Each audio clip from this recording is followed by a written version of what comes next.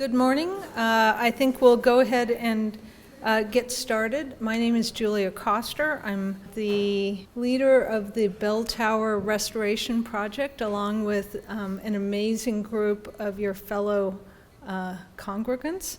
Clark Irvin has graciously loaned us the mic today so we can provide a program to really get into the details of the Bell Tower Restoration Project, and you can see literally what's happening behind the curtain, so to speak, now that's up there. It's been so exciting to us to see the scaffolding going up and to know that there's work underway to bring our bell tower back to an amazing condition that it deserves. So you are kind of seeing it sort of within the last month. So look, something's happening on the bell tower. But this represents several years worth of work on the part particularly of our bell tower building committee, as well as the fundraising committee that's been working on it. The building committee has been scoping the project, selecting the amazing design and construction team that's leading the work. So we really wanted to share an in-depth look at how we got to the project we're working on and what's happening right now. So we will have presentations today from our own Sharon Park, as well as Robert Allen. And then David Gallalee will wrap things up for us with some remarks at the end.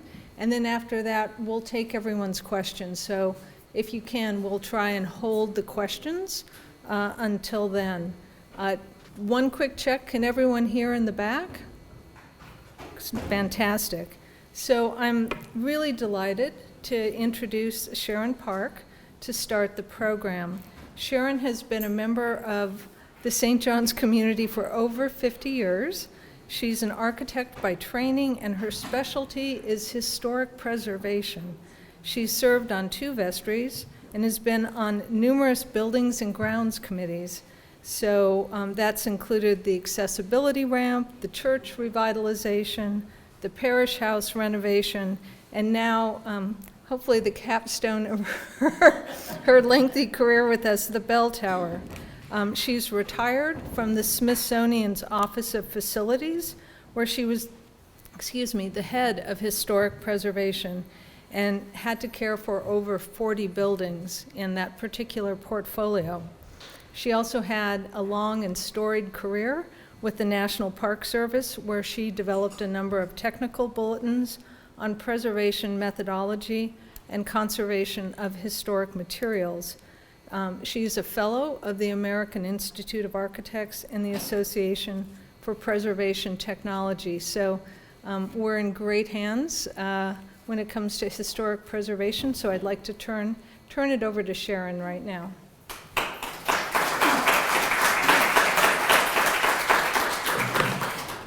Good morning, everybody. Yes, I hope this is my capstone, but it's not the end of me. So anyway, good morning, and Robert, you'll hear a little bit about his bio after me, and I are so pleased that we're going to tell you what we learned about the bell tower as we embark on its preservation. But before I start, I want to commend to you our own parishioner, Dick Grimmett's book, St. John's, Lafayette Square, The History and Heritage of the Church of the Presidents, and you can get this on the church website. It really is a great read. I learned a lot, and I needed to refer to this to do this talk, so I don't always know everything, but Richard does. So we're going to talk about the bell tower with its Revere bell by the son of Paul Revere, Joseph, and it was not part of the original 1816 Benjamin Latrobe building, but it came several years later, and luckily the bell itself is in good condition, but the bell tower that we're working on is long overdue for reinforcement and recladding, and you'll hear a little bit more about that part. Now, on the left is Latrobe's watercolor of a simple Greek revival building with a cupola over the main space. And note the damage in the background of the White House from the War of 1812. Latrobe had discussed an extended nave, but had never apparently considered the bell tower. On the right is the 1822 drawing by Baroness Hyde de Neuville, the wife of the French representative to the United States, and this drawing confirms the appearance of the church in 1822 at the time the additions were completed.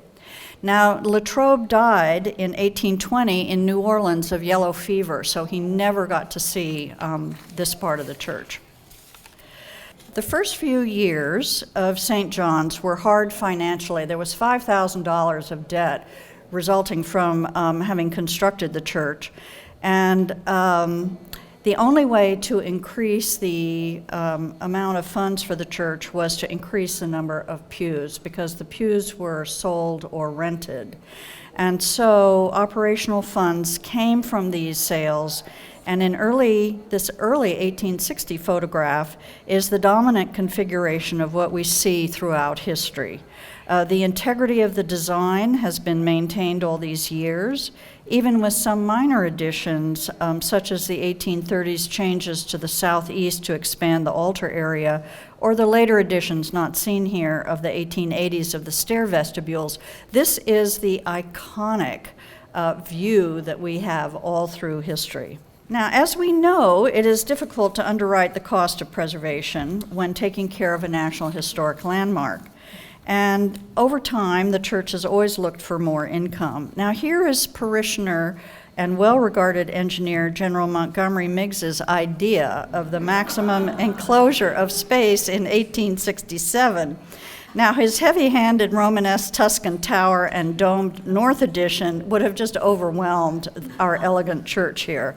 So now, aren't you glad that the vestry decided not to fulfill that design? He even gave $100 as a contribution along with his design. So we're glad that they didn't do it. And one of the reasons not to have done that addition was there were a number of churches that were being developed at the time, including St. Paul's at Foggy Bottom, and it was drawing parishioners sort of away from St. John's. So it was a smart move not to expend a lot of money on a big project, particularly in the post-Civil War era. While we do not know the designer of the bell tower, its step design is beautifully proportioned. The tower has 3 tiers topped with a gilded dome and weather vane. The interior is ventilated by arched louvers on all 4 sides, and the bell is in the middle section. The bell tower is simple but elegant, pleasing proportions, interesting projections, and angles. You know, it's kind of octagonal to give good shadow line effect. So the vestry meeting had asked me if I would, when I do this talk, give some Greek Revival lingo. So let's look and start at the top and identify some of these Greek Revival elements that make this so beautiful. The top tier, identified on the drawing as the 3rd stage, supports the dome, round globe, and weather vane. The dome is encircled by 2-stepped bases, and this transitions from a circular to a square with the louvered spaces by a cornice or water table shedding water, protecting the arched louvers. That cornice does. The flat panels around the arch are often called spandrel panels. The arch has nice definition with a key element at the top and springline blocks on the sides. And the engaged pilasters frame the 45-degree canting of the corners. Moving down to the 2nd tier, we see the most articulation. The octagonal base is larger than the top one and holds the bell, as I said. There's a beautiful pediment or triangular section with an entablature that holds the horizontal banding, beautiful horizontal bandings called triglyphs and metopes. The pilasters have a simple Doric capital, and there was a dentiled cornice with projecting little blocks like teeth. The louvers are slightly larger in this 2nd tier than the 3rd tier, and it gives a proportionality and a visual elongation of the tower as you look up at it, as it recedes, and is actually getting smaller. The lowest or 1st tier is the square base, finished in stucco with a simple recessed panel. Now for the Revere bell, it was purchased in Boston in 1822 for $355. It was rung for services, days of public thanksgiving, deaths of presidents, notifications of fires. It is rung today for many of the same occasions except for the notification of fires. Now the motivation for the bell and the bell tower may have come from a bit of keeping up with the neighbors. The Unitarian church nearby on 17th Street had a Revere bell and did get a subsidy from the city to have it used to notify for fires. So St. John's felt it should have a bell as well, and they were able to get the same cash subsidy of $100 from the city. Now the bell weighs 964 pounds and it appears in good condition, and it's currently being assessed by a bell specialist. While we're in there, we should make sure everything is good. Following a few images from my journey to the top, this is the dome, ball, and weather vane that are gilded. The weather vane appears to always have been gilded, with the dome gilding slightly later, maybe even as late as 1920. We're still working on those dates, but these elements will be regilded as part of this project. Most of the cladding in wood and metal is in poor condition and clearly needs replacement. Luckily, the heavy timbers and most framing are in good condition and need only modest reinforcement. We can date a lot of the original work. I have a whole handful of nails that I pulled from the different pieces of salvage wood coming down. And there's a difference between the cut historic 19th century iron nails and the round steel nails from the modern era. So part of what we're doing is documenting what we think is really original, which is a lot of it, and some of it is replacement. This is really interesting because in this view, the upper left is the underside of the entablature known as guttae, or little drops in Latin, and to the upper right is a section of the triglyphs and the flat panel metapiece. Now the wooden piece with holes in it is not a historic decorative piece. It is the handiwork of carpenter bees, which have been having a field day up there. So just in the trim pieces, not really in the heavy framing pieces. So early repair records also on the sanctuary indicated that there was at one time extensive termite damage. So this is one of the reasons we're selecting materials that are durable and not of interest to insects. The new materials that Robert will discuss can reproduce the architectural details perfectly and give a long service life. So we're going to switch over to Robert, and you'll hear a little bit about his background. But before I turn the mic over to him, I want to give a shout out to our contractor from Worcester, Eisenbrandt from Baltimore. Dave, Tom, Scott, and Mike, they're becoming my best friends, and several others are doing a great job. And they are working along with our owner, the church's owner representatives, Sean and Will Reagan, who oversee the schedule, budget, and keep everything on track.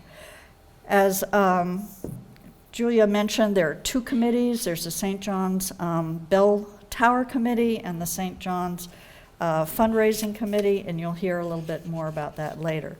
So now, Julia, will you tell us a little bit about Robert and why we love him?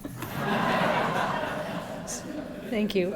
Robert Allen is a principal with DLR Group, Bowie Gridley, and brings over 40 years' experience as an architect working with historic structures on various restoration, adaptive reuse, and preservation projects. Besides leading the restoration work on the St. John's Bell Tower, he is presently working on renovations to the historic parish house at Christ Church in Georgetown and the renovation and expansion of the historic Little Sanctuary at St. Albans School, located in the National Cathedral Close in D.C. He's also working with the renovation of the Hershey Theater and Community Building in Hershey, Pennsylvania, which is also on the list of historic places in the National Register. I also want to say Robert and his team have been with us every step of the way on this project, and we are incredibly grateful for both his expert guidance and his willingness to keep us all focused on the big picture. So with that, Robert?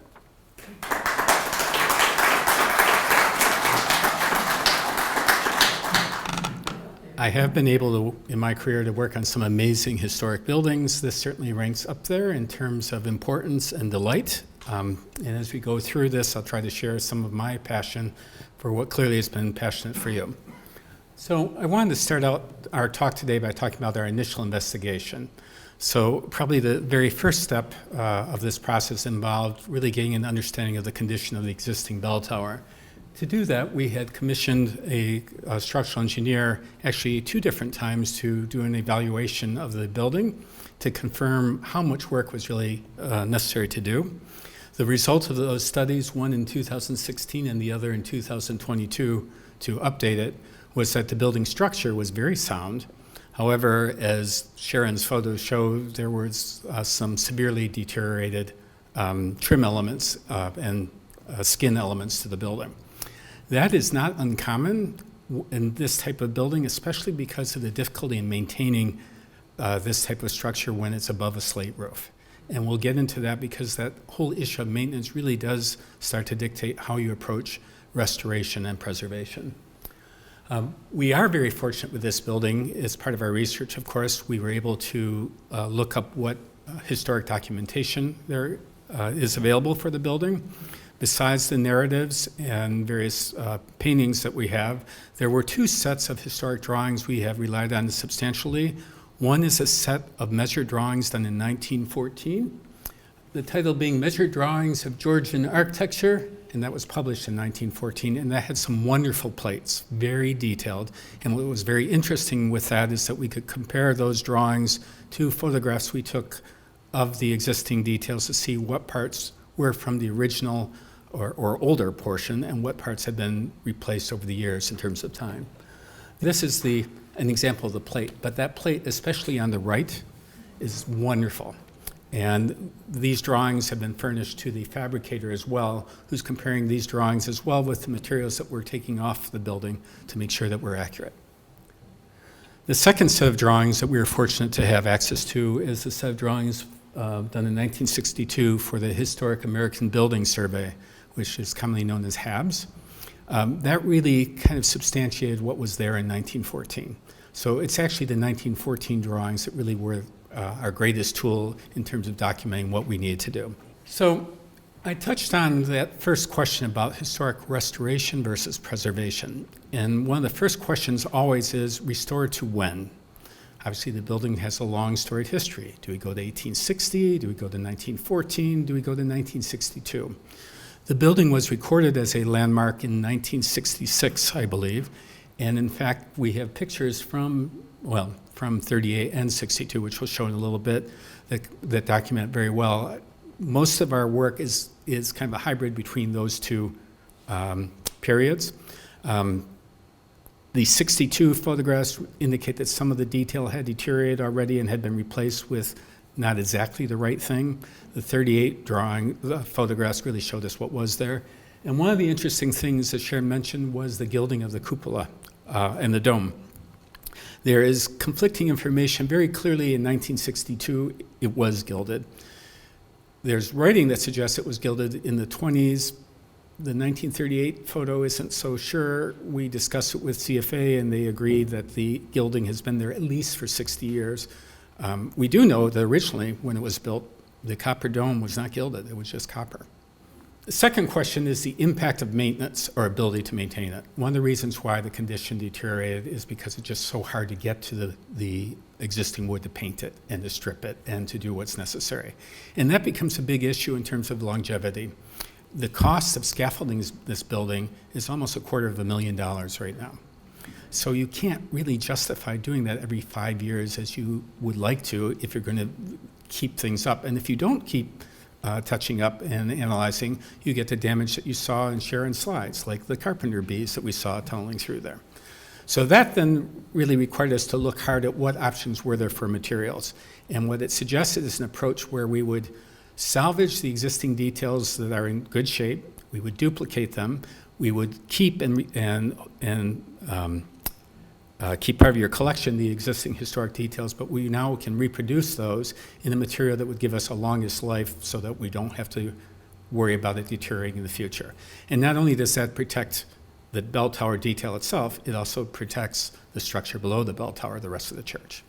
So the materials that we looked at, we went through a pretty lengthy analysis. The original details on the building were pine. Now, the pine that they used isn't the same pine we can get now.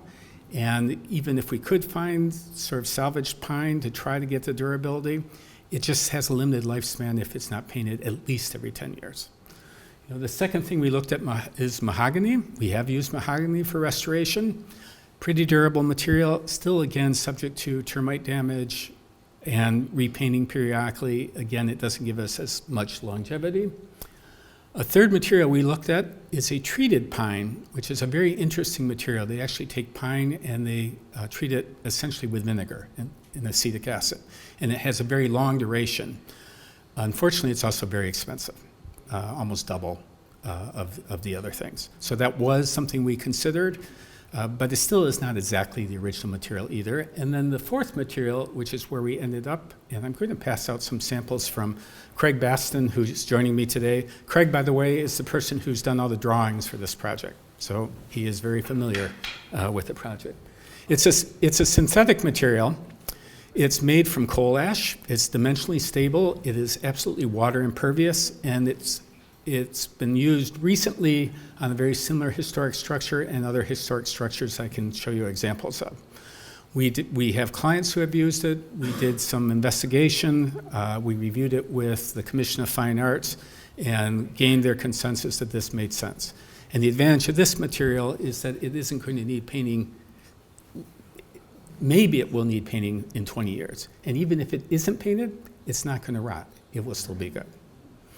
Here's some photos from 1938. This is where I say it does not appear in these photos as if the tower dome and the cupola were gilded at this point. There's conflicting information, but 62, very clearly it was. So, and that is the approach that we have taken for it. So the other detailing on the building, there are some metal roofs down there. You saw from Sharon's earlier photos, they had painted the coated material. That is copper also. It was probably what we would call turn metal. It was tin coated. We are going with a coated copper material also for those other elements, but that is not gilded.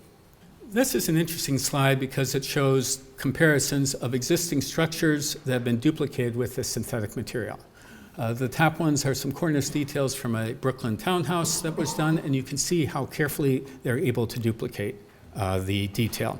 And part of it is they actually mill this product just like you would with wood.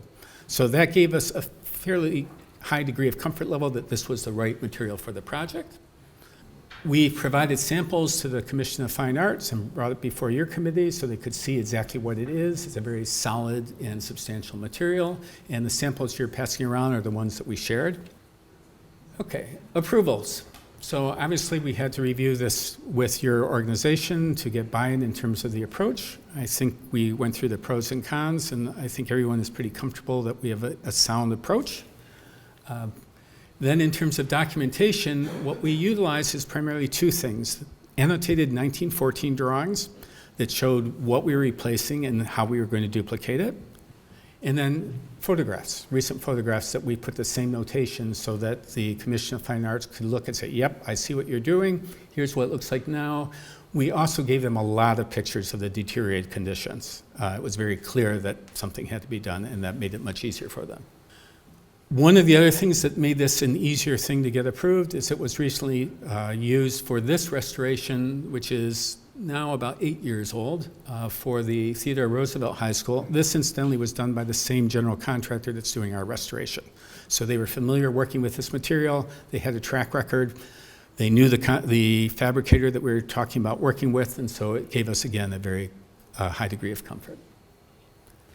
And then in construction, so you've seen a bunch of construction photos. As I mentioned, scaffolding and building access really is the key to this. It's a substantial portion of the cost.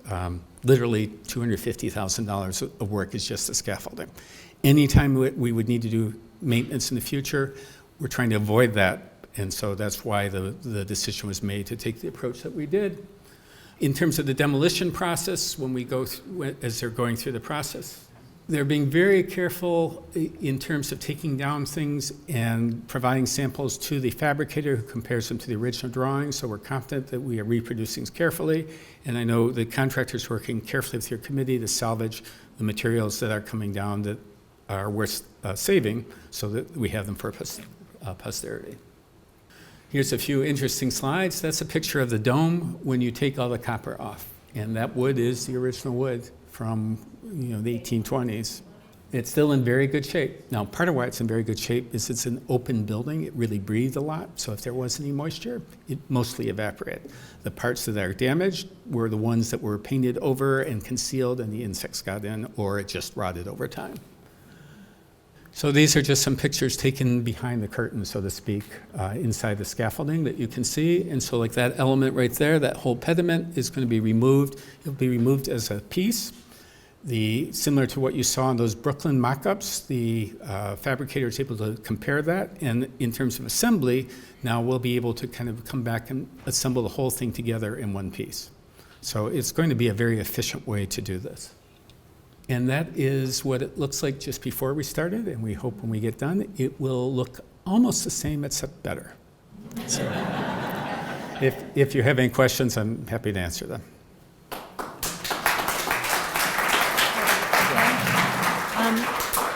Thank you, Sharon and Robert. I just wanted to bring up my good colleague, David Gallalee, to offer a few words for you, our sponsor. And David, if you wouldn't mind. Thank you, thank you. This is a wonderful opportunity to preach to the choir, because obviously if you're here today, you care about the bell tower and you care about preservation. So thank you very much for this presentation. Thank you all for coming to it.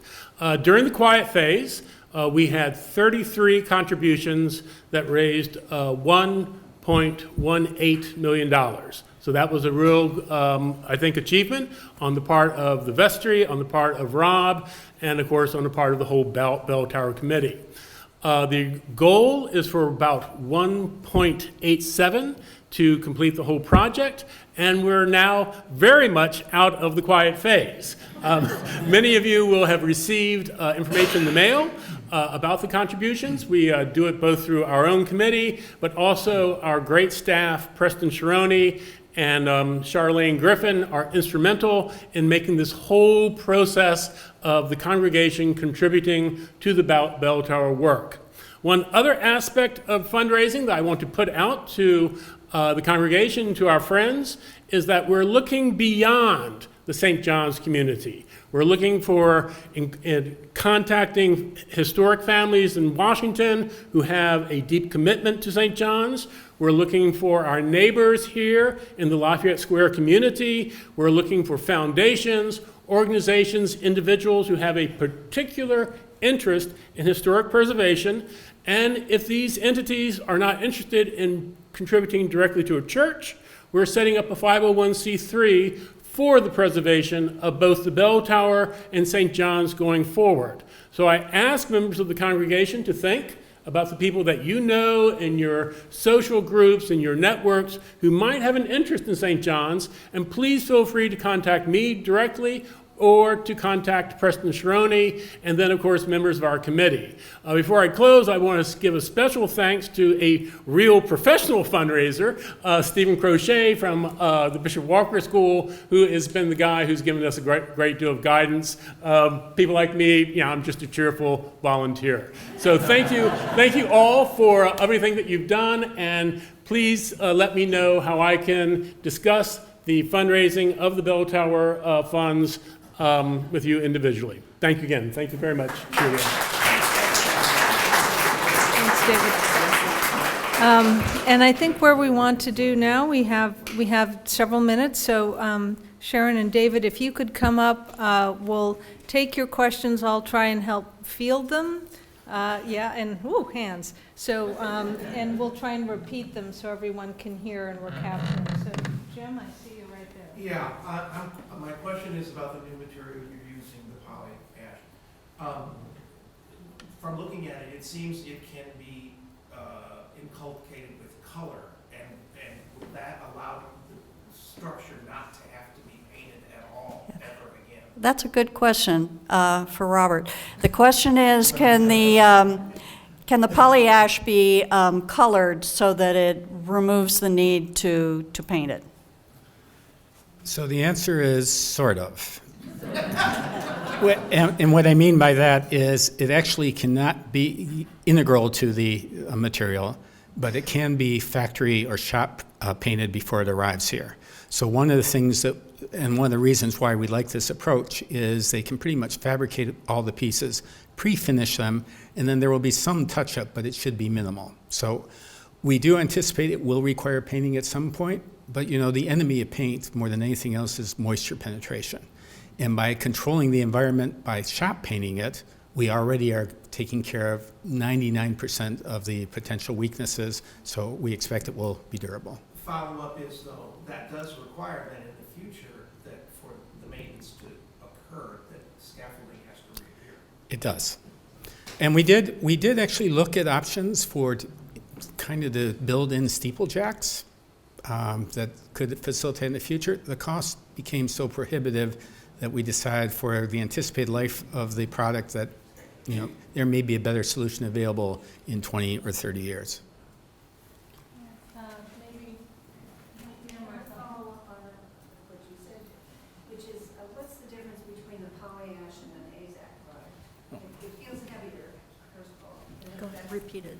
So the question was, what's the difference between polyash and another product that we use called AZAC? AZAC is a PVC product, so it's a plastic product, and we do use it on occasion for historic structures, but one of the disadvantages of AZAC is it has quite a bit of expansion and contraction. This product is dimensionally stable, so it's a big deal in terms of controlling joints, because now we don't have to worry about caulk the same way, trying to allow for that expansion contraction. The other thing about AZAC is that is generally a formed or molded product. This is a milled product. And the difference there is that, and this was a big deal to the CFA and his SHPO, is that this we can literally duplicate the profiles. I have worked on a house in Maine, and we did have knives cut the AZAC to Yeah. existing profiles. But the advantage was, of course, it's impregnated with white. Yeah. We did look at that as an option. I think when we came across this that was more dimensionally stable, we felt it was a superior choice. And the cost difference? It's not a huge difference. AZAC is not inexpensive. The concern was really more overridden by that sort of expansion contraction issue. Martha?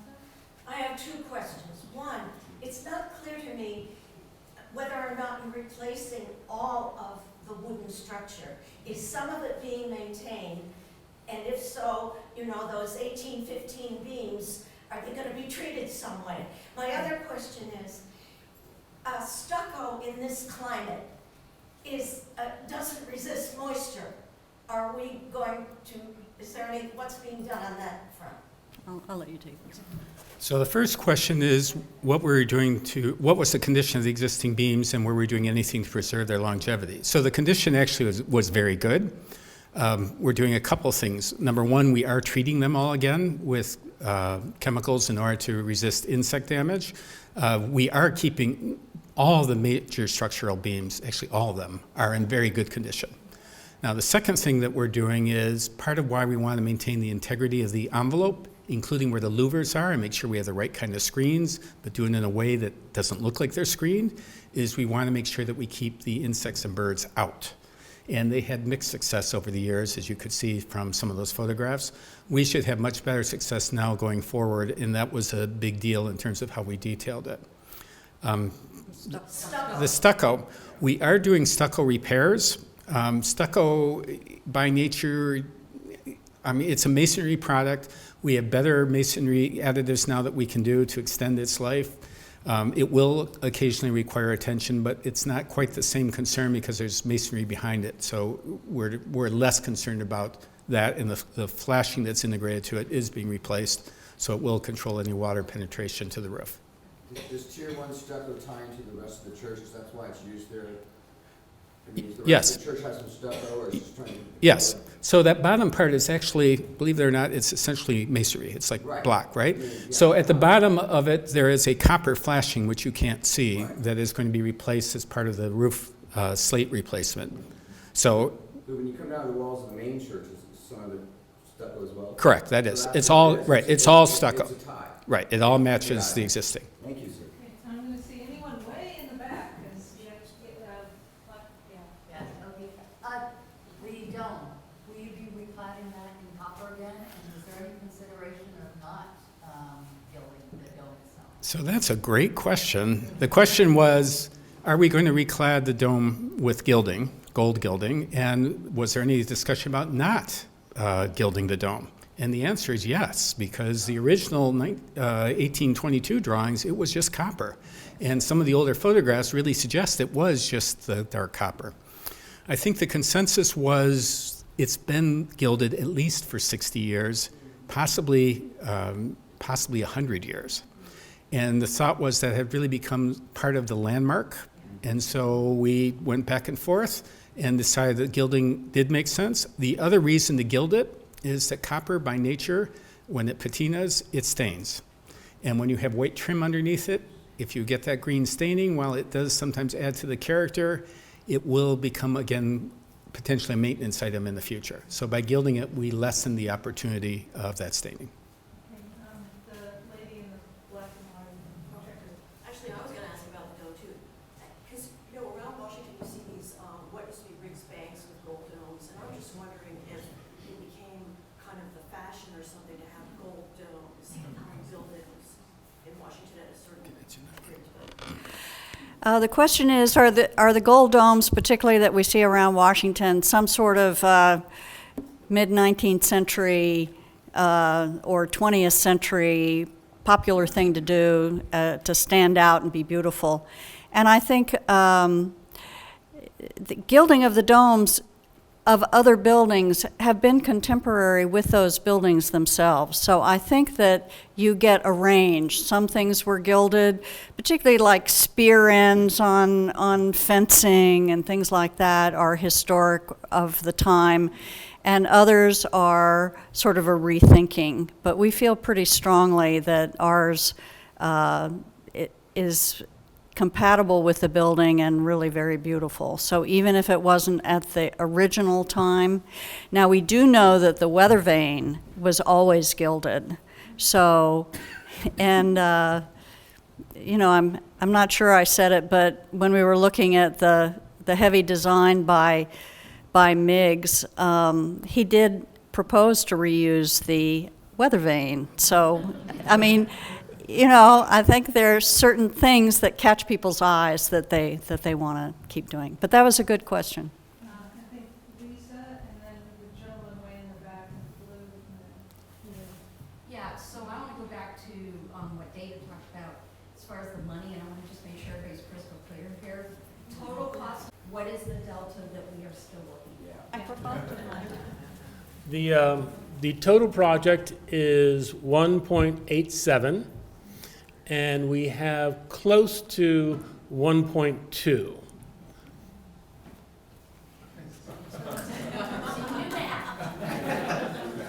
I might also mention that the whole project does involve the reslating of the sanctuary, of the nave. So that is part of the overall cost. It's very hard to split things out too finely, but that's the price we're working with Worcester Eisenbrandt. gentleman way in the back.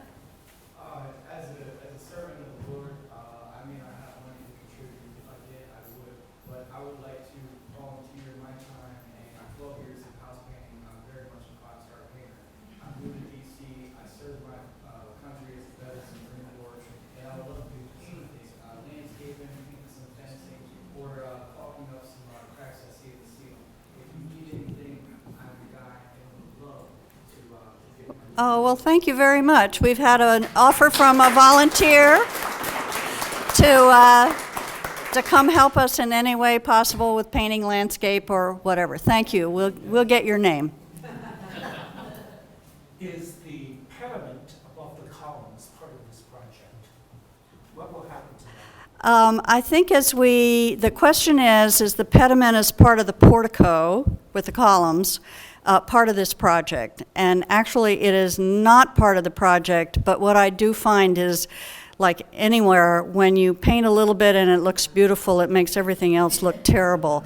So I would imagine that that's something we're going to have to think about, but it's not part of this project. So I have a question about the slate. You know, slate is a stone that doesn't suffer insect damage. Is it in bad shape? Why does it need to be replaced? I thought it was last. The question is the insect damage causing a lot of damage? Well, I would. No, it's on the slate. Oh, Like, I'm sorry. like, why are we having to replace the slate? Oh, why are we having to replace the slate? What is the condition of the slate? Why does it need to be replaced? The slate was worked on in the 1980s, and we did and I was part of that project. We did take the slate off the north side of the sanctuary, of the nave, and put it on the south side because that was the historic Buckingham blue slate, Buckingham slate. And we couldn't get our own slate, American, so we used a Spanish slate on the north side, and it has not held up well at all. It was too thin, too brittle, and it cracks every time you send somebody up to do any work. So the decision was, since we're getting the bell tower done, we will get our slate, really good quality slate from New England, on the sanctuary. So it's run out of its time. Just in general, slate, while it is stone, it does actually become brittle over time. So typically the lifespan of a slate roof is usually, we figure, 60 years-ish. And it's not just the slate. The other thing that can happen over time is the fasteners underneath that attach it also can deteriorate. And then, of course, the flashing underneath, which generally we use copper, but again, it has a limited lifespan. So it's when all the little details start to fall apart, you want to catch it before that happens, or else it does a lot of damage. I think we are running up against our time limits. First of all, I want to thank our speakers again. Please join me in a round of applause.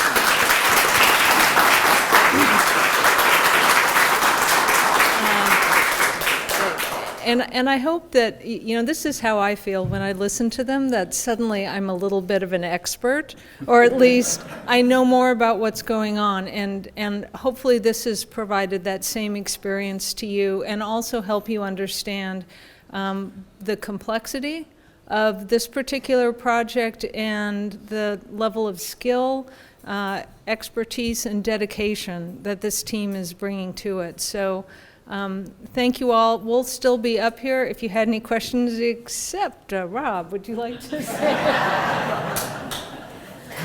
I just wanted to say a couple things. First of all, a practical thing. Something is going on with the microphone, but I have good news.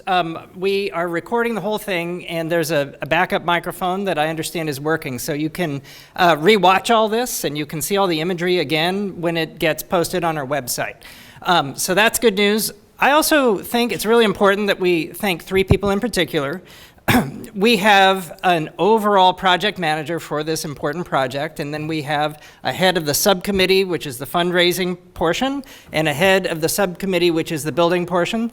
That building portion, the head of it is Chase Rind, who can't be here today. The head of our subcommittee for fundraising, of course, is David Gallalee, and Julia Coster is the head overall, and I'm just so thrilled with the dedicated work that you guys have been doing. This is exciting and fascinating for me. They don't teach you in seminary about any of this stuff. We are very, very blessed at this church to have people who are knowledgeable. I'm looking at Stephen right over there, who have gifts and talents, and that you share them so graciously. Thank you all. Let's give them a big thanks.